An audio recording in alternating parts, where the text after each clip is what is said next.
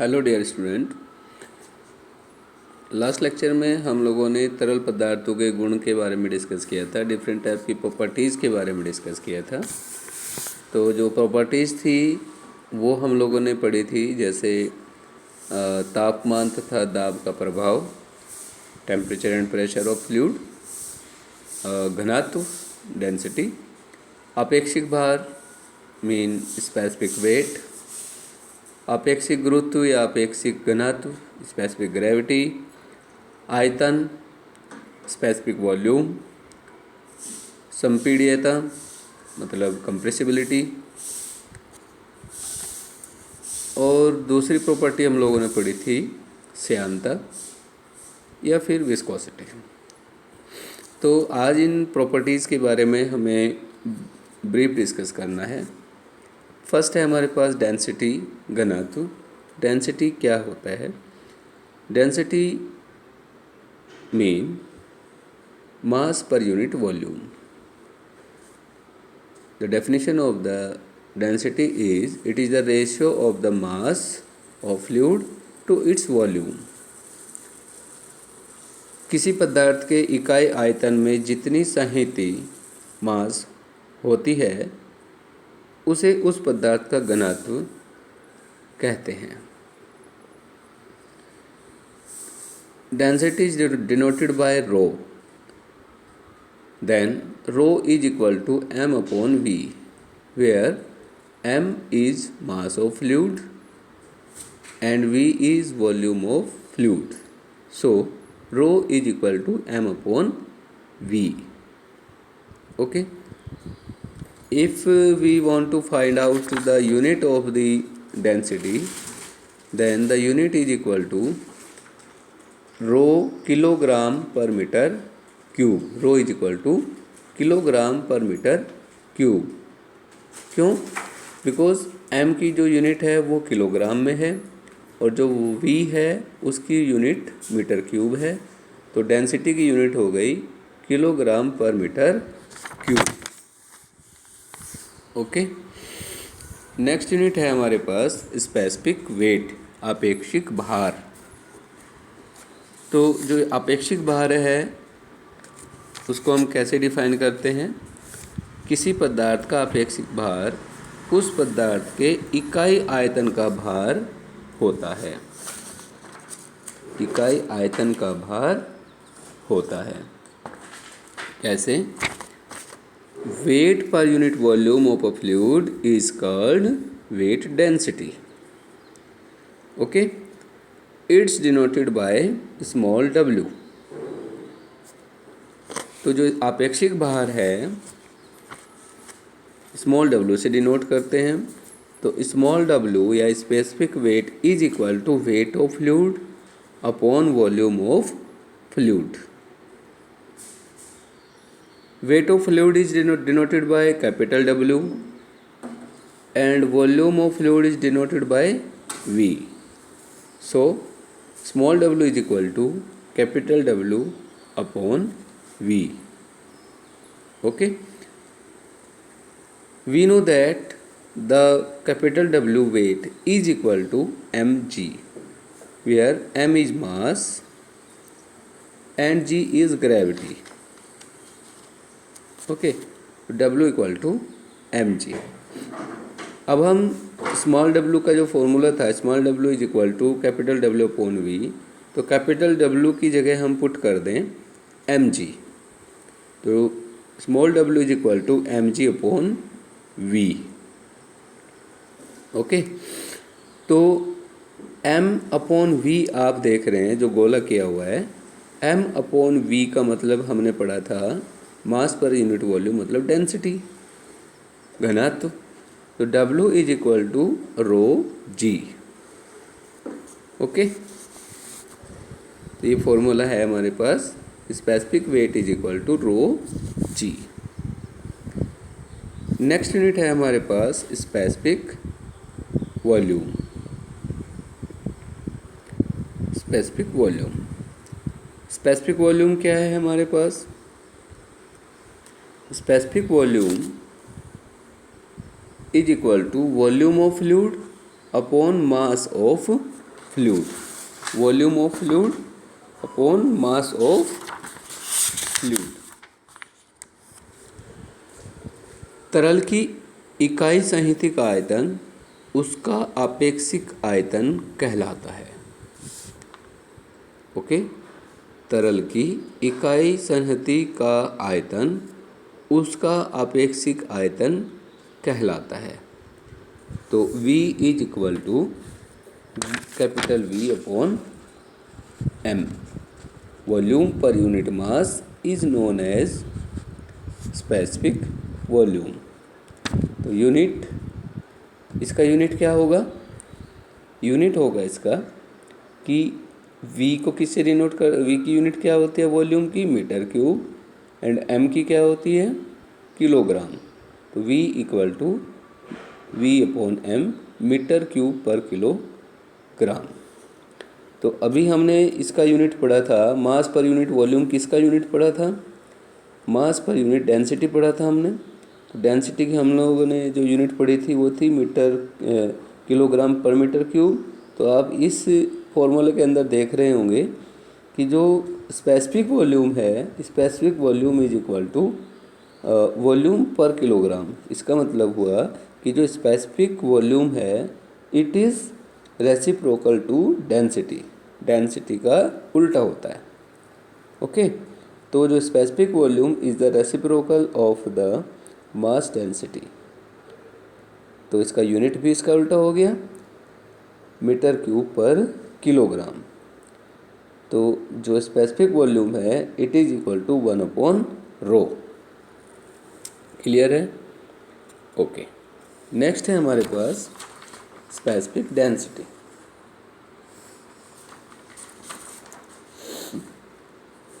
या इसको कह सकते हैं हम स्पेसिफिक ग्रेविटी। तो ये क्या होता है स्पेसिफिक ग्रेविटी या स्पेसिफिक डेंसिटी? स्पेसिफिक डेंसिटी या स्पेसिफिक ग्रेविटी को हम ले सकते हैं कि किसी पदार्थ का अपेक्षिक घनत्व उस पदार्थ के घनत्व तथा किसी मानक पदार्थ, मानक मतलब स्टैंडर्ड सब्सटेंस, के घनत्व का अनुपात होता है। दोबारा से रिपीट कर रहा हूँ, किसी पदार्थ का अपेक्षिक घनत्व उस पदार्थ के घनत्व तथा किसी मानक पदार्थ के घनत्व का अनुपात होता है। ओके, तो ये मानक घनत्व क्या होते हैं, मानक पदार्थ क्या होते हैं? These are the standard fluids, these are the standard substance. ये स्टैंडर्ड सब्सटेंस हैं जो इंटरनेशनल लेवल पे माने गए हैं कि कुछ स्टैंडर्ड फ्लूइड्स होते हैं, कुछ स्टैंडर्ड पदार्थ होते हैं, सब्सटेंस होते हैं जिनका हमें स्पेसिफिक डेंसिटी, जिनका हमें डेंसिटी मालूम होता है, उनका स्टैंडर्ड हम मान के चलते हैं कि इतना इनका डेंसिटी होता है। जैसे एयर है, जैसे वाटर है, तो गैस में एयर और फ्लूइड में, लिक्विड में वाटर हमारे स्टैंडर्ड फ्लूइड्स हैं। ओके, तो हमें पता है कि वाटर का जो स्टैंडर्ड डेंसिटी होता है वो 1000 होता है ना। तो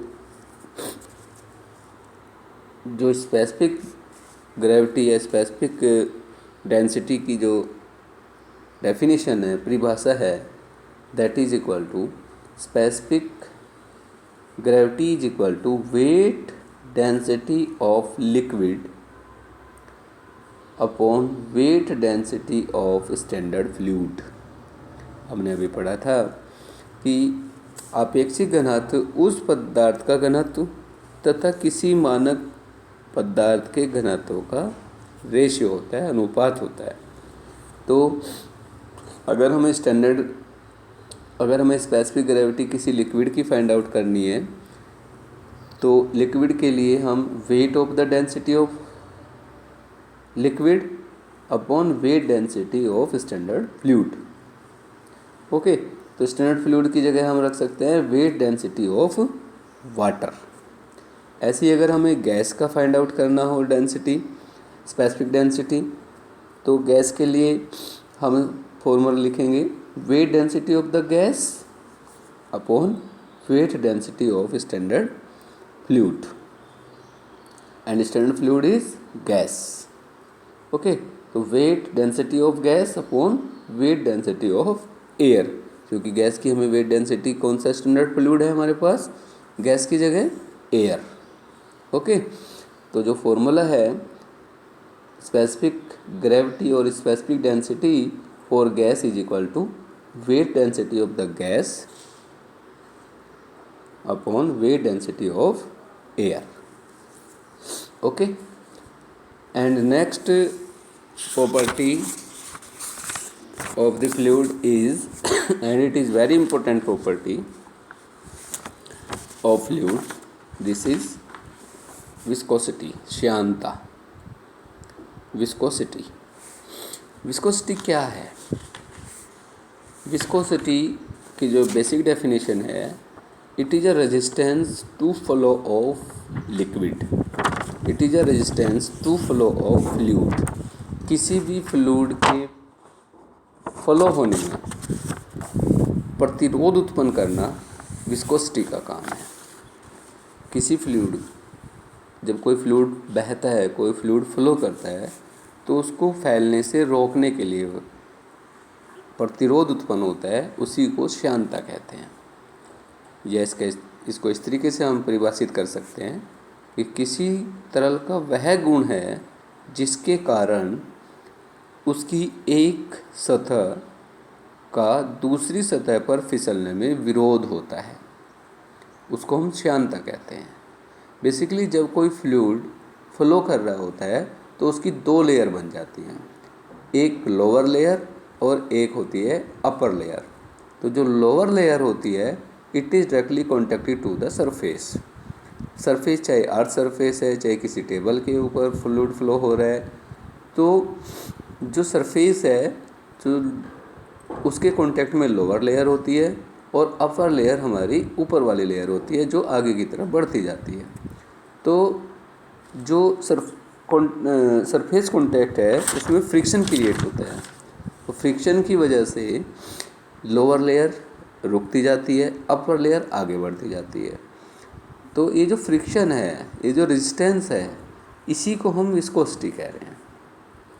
ओके, तो अगर कोई फ्लूइड हमारे पास गाढ़ा है उसकी विस्कोसिटी ज़्यादा होगी, अगर कोई फ्लूइड हमारे पास लिक्विड फॉर्म में है, कम तरल है, ज़्यादा तरल है, तो उसको हम विस्कोसिटी ज़्यादा होगी, उसकी विस्कोसिटी। जैसे शहद है, शहद की विस्कोसिटी ज़्यादा होगी क्योंकि वो गाढ़ा ज़्यादा है, और जो तरल पदार्थ है जैसे वाटर है उसकी विस्कोसिटी कम होगी। ओके, तो विस्कोसिटी का जो बेसिक पढ़ा हमने कि किसी तरल का वह गुण है जिसके कारण उसकी एक सतह का दूसरी सतह पर फिसलने में विरोध होता है, उसको हम श्यानता या विस्कोसिटी कहते हैं। अब हम देख रहे हैं कि हमारे पास दो लेयर हैं, जैसे एक डायग्राम बनाया हुआ है। इस डायग्राम में आप देखें दो लेयर दी हुई है, एक है लोअर लेयर और एक है अपर लेयर। तो जो फ्लो वेलोसिटी है, फ्लो वेलोसिटी मान लो u है, ठीक है।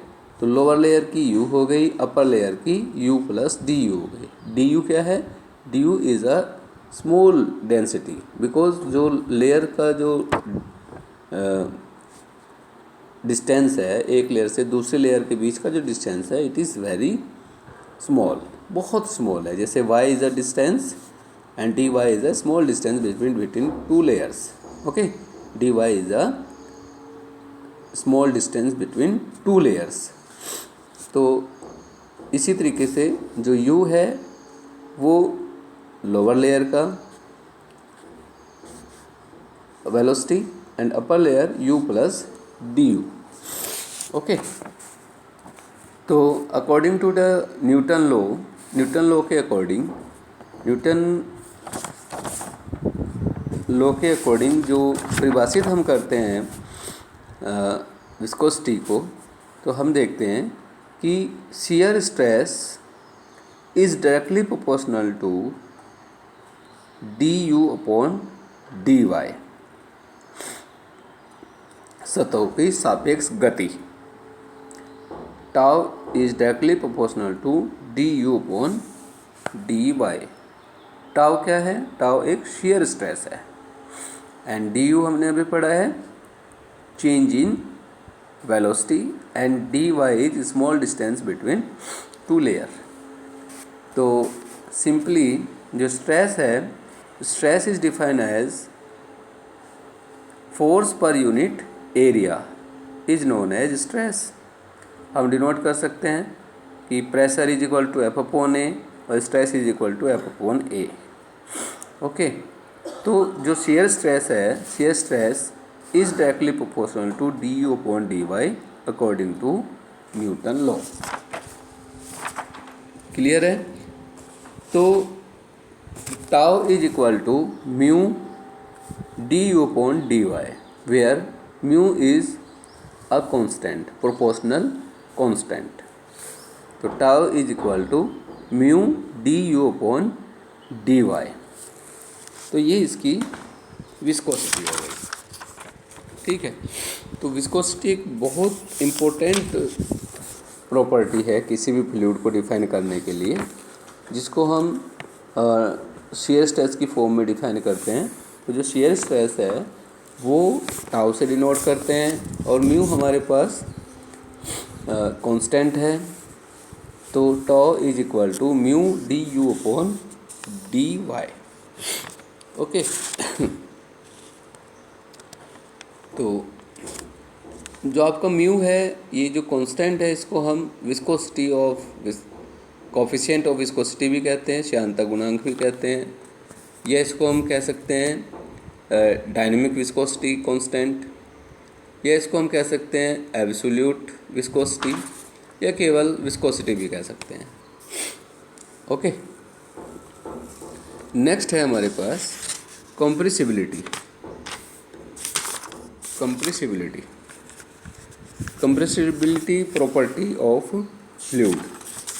कंप्रेसिबिलिटी क्या होता है? किसी भी फ्लूइड को कंप्रेस करना, किसी भी फ्लूइड को कि वो कंप्रेस होगा कि नहीं होगा, उसकी प्रॉपर्टी के अकॉर्डिंग ही वो कंप्रेस होगा। तो जो कंप्रेसिबिलिटी ऑफ द फ्लूइड है, इसको हम कैसे डिफाइन करते हैं, ये देखिए।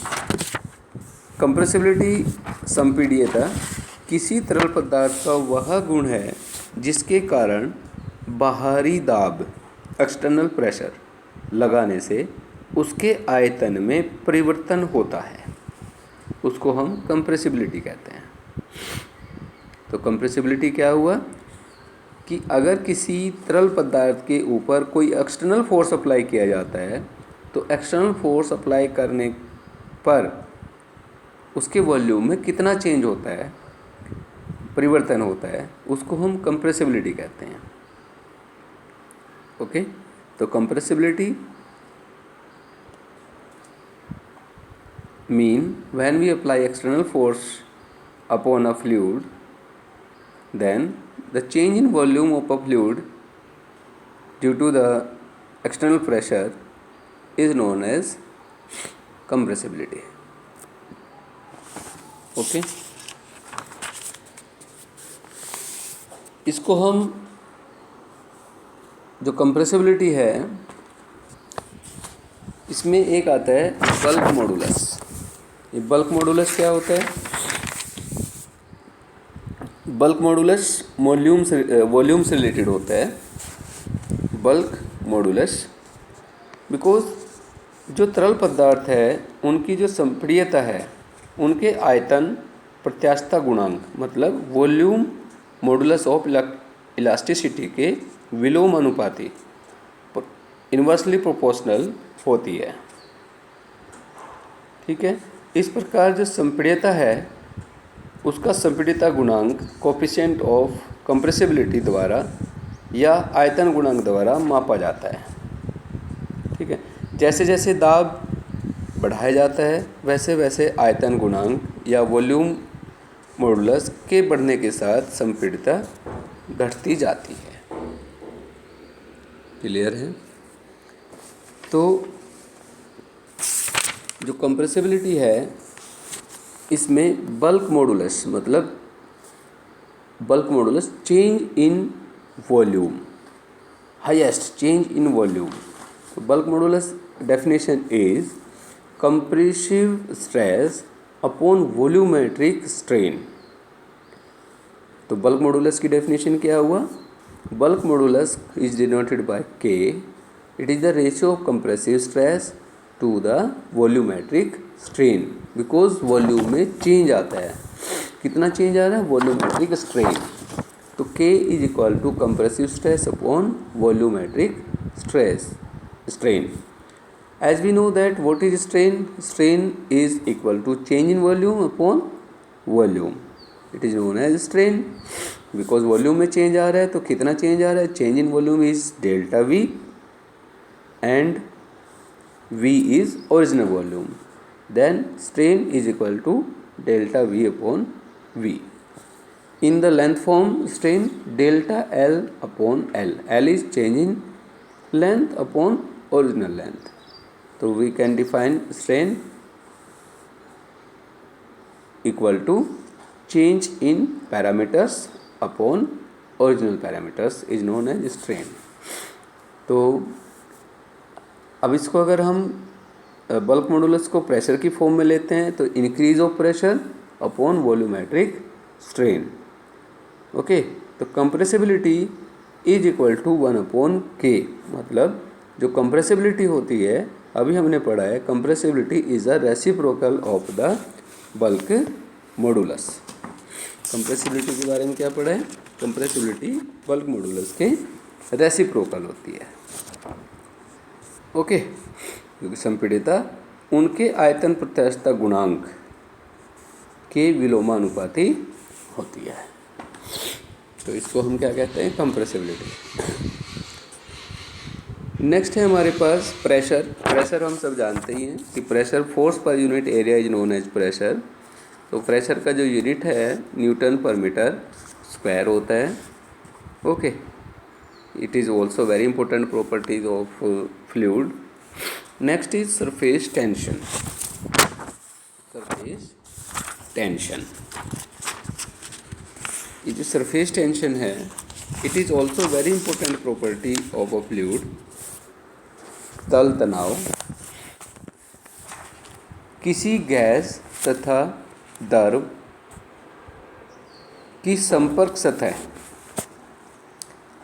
में खिंचाव या तनाव उसकी सरफेस टेंशन कहलाती है. क्या कहते हैं? सरफेस टेंशन कहलाती है. कि जैसे पानी की कोई बूंद है, उस बूंद में कोई बुलबुला उठा रहता है, तो बुलबुला सरफेस टेंशन के कारण ही होता है. ओके, उसके ऊपर बहुत सारे एक्सटर्नल इंटरनल फोर्सेस लगते हैं. इंटरनल फोर्सेस बिकॉज जो बुलबुला होता है उसके अंदर एयर भरी होती है, गैस भरी होती है, तो उसकी सरफेस के ऊपर वो प्रेशर अप्लाई करती है. एक्सटर्नल फोर्स एटमॉस्फेरिक फोर्स होता है. तो उसके जो कण हैं उसमें तनाव पैदा हो जाता है. उसी को हम तल तनाव कहते हैं. ओके, तो हम सिंपल परिभाषित कर सकते हैं इसको कि किसी द्रव या गैस या एक द्रव और दूसरे द्रव जो आपस में न घुलने वाले हों की संपर्क सतह, कॉन्टैक्ट सरफेस, संपर्क सतह में खिंचाव या तनाव होता है, उसी को हम तल तनाव कहते हैं. सतह में यह तनाव अणुओं के आकर्षण, मॉलिक्यूलर अट्रैक्शन के कारण होता है. मतलब जब कोई दो फ्लूइड्स होते हैं जो आपस में घुलते नहीं हैं, तो उनमें क्या होगा कि एक फ्लूइड दूसरे फ्लूइड के जो मॉलिक्यूल्स हैं उनको अट्रैक्ट करेगा एक दूसरे की तरफ, और जैसे अट्रैक्शन होगा तो उसमें टेंशन क्रिएट हो जाएगी. इसी टेंशन को हम सरफेस टेंशन कहते हैं. ओके, तो जैसे डायग्राम में दिखाया गया है, डायग्राम में एक कोई पानी का बुलबुला है जिसमें अंदर स्ट्रेस दिखाई गई है, बाहर कोई टेंशन दिखाई गई है। ओके, तो मान लो कोई बुलबुला है, वो उसका जो सरकमफेरेंस है दैट इज़ पाई डी है ना, और इसके ऊपर टेंसाइल फोर्स अप्लाई हो रहा है। तो जो बुलबुला है उसका डायमीटर डी है। इस प्रकार जो एरिया है इसका, तो एरिया इज इक्वल टू हम फाइंड आउट कर सकते हैं, बिकॉज ये एक सर्कल है, तो area is equal to π/4d²। Okay, तो अब हमें पता है कि फोर्स क्या होता है, force is equal to pressure into area. अब प्रेशर को पी से डिनोट करते हैं, एरिया हम लोगों ने फाइंड किया है π/4d², तो pressure into π/4d² that is equal to force. Okay, and tensile force, we know that tensile force is equal to sigma into circumference. Sigma is surface tension and circumference is pi d. Then put these force equally, then P into π/4d² is equal to sigma into pi d. pi d cancel, then P into d/4 is equal to sigma, then we can put here P is equal to 4 sigma upon d, 4 sigma upon d. This is surface tension. Okay, तो next जो slide है इसमें हम discuss करते हैं एक problem.